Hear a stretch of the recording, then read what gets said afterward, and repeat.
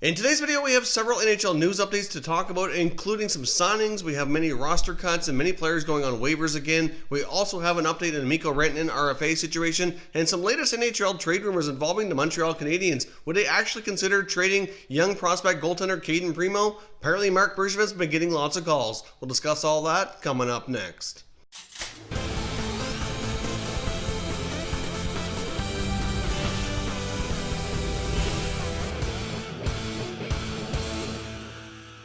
So welcome back here to Top Shelf Hockey. As I mentioned, we have some breaking news from around the NHL. We have some signings, roster moves, all kinds of rumors and stuff to talk about. So let's dive right in and get started. First of all, the Calgary Flames have signed forward Tobias Reider, who was in camp on a professional tryout. He is getting a one-year contract to remain with the Calgary Flames. They've been impressed with his speed and think that he's going to fit in quite nicely within that forward group. So he is getting a contract. It will remain with Calgary. Now, the same cannot be said about Devontae Smith-Pelly, who was also in Flames camp on a PTO. He has been released, and so he's not going to be signed. Not sure if any other NHL teams are going to show interest or whatnot, so I'm not sure what the future holds for DSP, so we'll see what happens there. The Calgary Flames also have veteran defenseman Brandon Davidson on waivers for the purpose of being assigned to the minor leagues should he clear. There's certainly some interesting names on the waiver wire today, including Davidson and some other players that we'll discuss momentarily here with a fair bit of experience. So even though we've had plenty of players clear the waiver wire system so far during training camp and the preseason so far, they very well could change. Wouldn't be surprised if some of the names that are on the waiver wire today actually get claimed. We might see the beginnings of that. So let's take a look here at some other moves. And of course, the Toronto Maple Leafs have plenty of players that they put on waivers for the purpose of being assigned. They made a bunch of roster cuts here today, including defensemen Ben Harpur and Jordan Schmaltz. Looks as though they are going to be keeping young defender Rasmus Sandin. He's been incredibly impressive. The preseason game they played against the Red Wings the other night, he was incredibly important player in that game, played over 30 minutes, including the overtime. Really had a solid showing, and I think really locked himself up on a roster spot. Of course, with the Maple Leafs, you get the top four, which was obviously previously set between Morgan Rielly, Jake Muzzin, Tyson Barrie, and Cody Ceci. And then, of course, looks as though the third pair is likely going to be Marty Marinson as well as Rasmus Sandin. And I'm guessing that probably Justin Holl is going to be the number 7 guy that remains with the club as the extra. And then Harpur and Schmaltz will be reassigned to the minors should they clear waivers. But they're both different types of defensemen. Wouldn't be a shocker to see either one be claimed. Of course, Harpur can be the big physical guy, not afraid to fight. Schmaltz is a right side defenseman. So clearly Schmaltz had an opportunity to earn himself a spot, but Sandin has beat him out by the looks of things. And of course, Sandin will have an opportunity by the looks of it to start the year. Travis Dermott will be coming back at some point, but in 3 or 4 weeks time probably. And of course, you got Justin Holl. So that third pair may or may not change depending on how everything goes after the season starts. But I guess we'll see. Now, of course, the Leafs also have some other players that are on the waiver wire who possibly could be claimed as well, including forwards Pontus Aberg and Tyler Gaudette. They both had decent training camps as well, and very well could prove to be some pretty solid call-up options down the road here if they're not claimed to remain with the Toronto Marlies. But some roster cuts out of Toronto to be aware of. The Ottawa Senators have signed Scott Sabourin to a 2-way contract. He'll make $700K at the NHL level, $100K at the American Hockey League level. Not quite clear exactly where he's going to be starting the year just yet, but he's had an impressive camp. He's a type of player who can play with an edge and provide some physical play, certainly stick up for his teammates, fight if necessary. So Sabourin, of course, if you remember, had an incident with Austin Matthews earlier in the preseason that was kind of funny, with Matthews not recognizing who he was and trying to look at his jersey because he didn't know who the player was. But Sabourin is getting a contract, will remain with the Senators organization. Not quite clear, I said, as of yet, which roster he will start with for the coming year, though. The Edmonton Oilers had a former KHL player, Anton Burgess, in camp on a professional tryout, and he has been released from that PTO, so he will not be signing with the Oilers. There were some rumors before he even got his official PTO that he was going to be signed. I think it was about $1.4 million or something was the rumor, but clearly that's not the case. They had some looks with him, and things have not worked out. Not quite clear if he's going to have any other opportunities, maybe go back to the KHL. All we know for sure is that the Oilers are not interested in signing him to a contract. The Detroit Red Wings have made some more roster cuts as well, and a couple more interesting players on the waiver wire, including young defenseman Joe Hicketts, as well as goaltender Calvin Pickard. Now, there's been a few teams around the league had some question marks in goal, so Pickard might be one of those guys. He's bounced around quite a bit, really ever since the expansion draft when he first left the Avalanche, ended up in Vegas, into Toronto, and hit the waiver wire a few times last year, and has become quite the journeyman here over the last year or two. But yeah, he will once again be available on the waiver wire. Hicketts was drafted with a lot of potential and has yet to find himself a solid spot with the Red Wings. Now, I can't help but wonder if a guy like Ken Holland, the former GM of the Red Wings, who's obviously very familiar with this player, probably could use some help with the blue line, maybe would put in a claim. Hard to say exactly if the Oilers would be interested or not, but if he is claimed, it wouldn't be shocking to see them be the ones. But they've had some young defensemen in their camp looking solid as well, and they may want to just stick with what they have. But obviously the Oilers blue line is not the strongest, so it could very well be a possibility. But Hicketts is on waivers. Be interesting to see if he remains with the Red Wings or not. We have some updates as well on RFA Mikko Rantanen, the Colorado Avalanche. Of course, the restricted free agent forward had some speculation about him going on the other day as Patrick Laine signed his contract. Many of the NHL insiders said they believe that Rantanen was on his way back to North America, and it appeared as though Colorado and Rantanen were closing in on a contract, and that's not entirely the case. He actually was not on his way to North America. He was heading back to Helsinki, Finland. He was leaving SC Bern, where he and Laine were both working out with the team and skating with the team and stuff, and obviously Laine left, he went back to Finland, but there does appear to have been a lot of progress.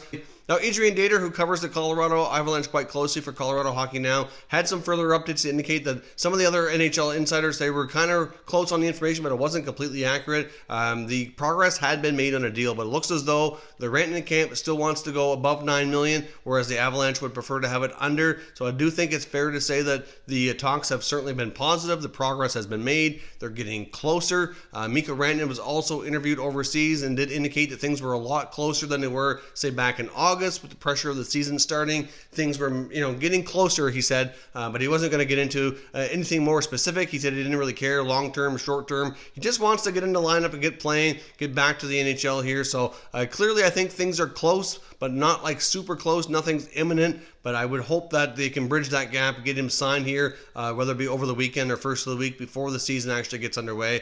I guess time will tell, but as of right now, things are not as close as we might have thought after the Laine signing took place. Latest article from Josh Cooper of The Athletic that explores the possibility whether or not they would trade longtime goaltender Jonathan Quick. Of course, they do have a couple other younger goaltenders in the system that are looking pretty decent between Jack Campbell and Cal Peterson. But the article basically goes on to say that I think the Kings would certainly entertain the possibility, have explored it a little bit in the past, but at the same time, it's not a foregone conclusion that they would. But of course, if the right deal comes along, anything is possible. One other thing that a lot of these NHL teams need to consider too moving forward, especially if they have extra depth at any particular position, is the expansion draft for the Seattle franchise coming in is really not all that far away, and they're going to have to expose some players. So just because they have more depth than they need now doesn't automatically mean they're going to be jumping to make some trades. Obviously, like I said, the Jonathan Quick contract is one that the Kings likely wouldn't mind parting with, but at the same time, if they're unable to, if the right deal doesn't present itself, they can keep running with Campbell and Peterson as number 2 and 3 in the system, and maybe expose Jonathan Quick in the expansion draft with the hopes that he would be claimed by the Seattle franchise. Hard to say for sure, but I think the Kings are open to it, but at the same time, looking ahead for that expansion draft certainly is going to impact their plans as well. Now, there's also been some recent interesting comments by General Manager of the Montreal Canadiens, Marc Bergevin. During the interview with TSN 690, Bergevin made a couple of interesting comments. He was asked about offer sheets. As we know, Montreal did submit an offer sheet to Sebastian Aho of the Hurricanes this summer, and it was signed and accepted. Of course, Carolina matched the offer, so therefore nothing came of it. But he was asked if he had presented or considered offer sheeting any other forwards, more specifically Mitch Marner of the Maple Leafs or Braden Point of the Tampa Bay Lightning, and he did verify that the Montreal Canadiens were not submitting any other offer sheets, that they only did the one, that they were not really interested in doing anything beyond that.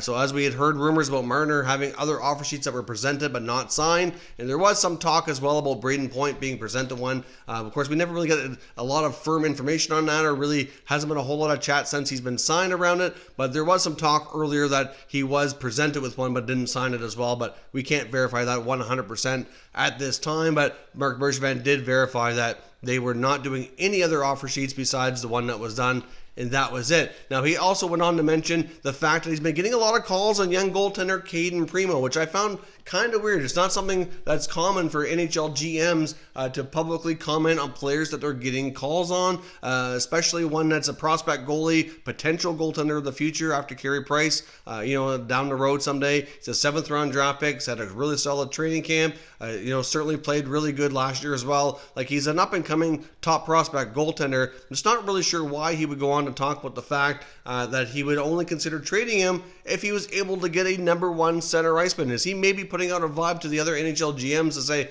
hey, I've got this great prospect goaltender that I really like, and I really don't want to trade him, but if you want to give me a top center iceman, then, certainly we can talk. He went on to say that when these calls were being made to him that he was basically shooting them down right away, but indicated if anybody wanted to offer him a top center iceman that he would certainly consider it at least. So I just found it kind of odd and interesting that he would make these comments. So maybe, as we know, Montreal has improved their depth at the center position. They get a lot of younger players like Ryan Poehling, Kotkaniemi.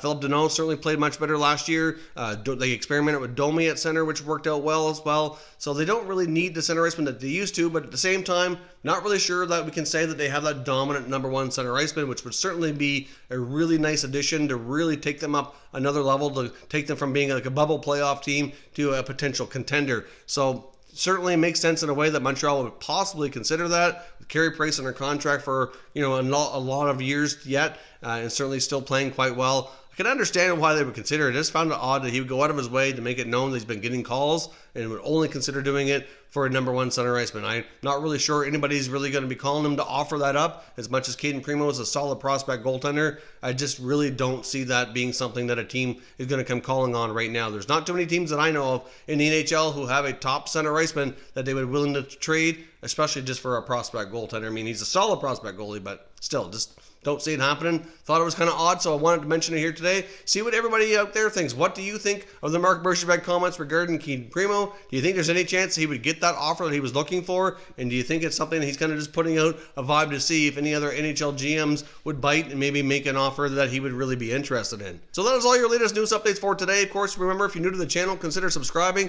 and turning on your notifications so you don't miss any future content. And give this video a thumbs up if you enjoyed it as well. I'd appreciate it if you did. As always, thank you for watching, and I will catch you next time.